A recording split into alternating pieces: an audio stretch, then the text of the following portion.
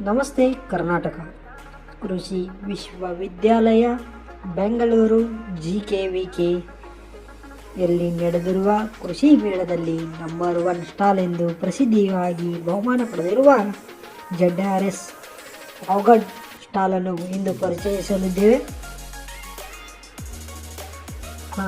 ಹಾಗಾದರೆ ಬನ್ನಿ ನಾವು ಈಗ ಆ ಸ್ಟಾಲನ್ನು ನೋಡಲು ಹೋಗೋಣ. ಇವರು ತುಂಬ ಅಲಂಕೃತವಾಗಿ ಸುಲಭವಾಗಿ ಅರ್ಥವಾಗುವ ರೀತಿಯಲ್ಲಿ ಸ್ಟಾಲನ್ನು ಹೊಂದಿಸಿದ್ದಾರೆ.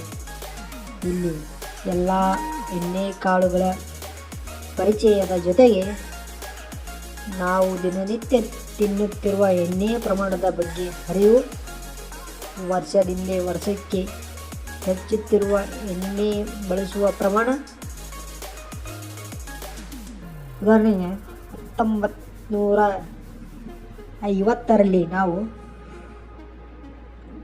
2.9 ಲೀಟರ್ ಎಣ್ಣೆಯನ್ನು ಬಳಸುತ್ತಿದ್ದು ಇಂದು 19.7 ಲೀಟರ್ ಅಂದರೆ ಸುಮಾರು 20 ಲೀಟರ್ ಎಣ್ಣೆಯನ್ನು ತಿನ್ನುತ್ತಿದ್ದೇವೆ. ICMR ಶಿಫಾರಸಿನ ಪ್ರಕಾರ ಒಬ್ಬ ಮನುಷ್ಯ ಒಂದು ವರ್ಷಕ್ಕೆ 12 ಲೀಟರ್ ಎಣ್ಣೆ ತಿನ್ನಲು ಯೋಗ್ಯ ಎಂದು ತಿಳಿಸಿದೆ. ಧನ್ಯವಾದಗಳು.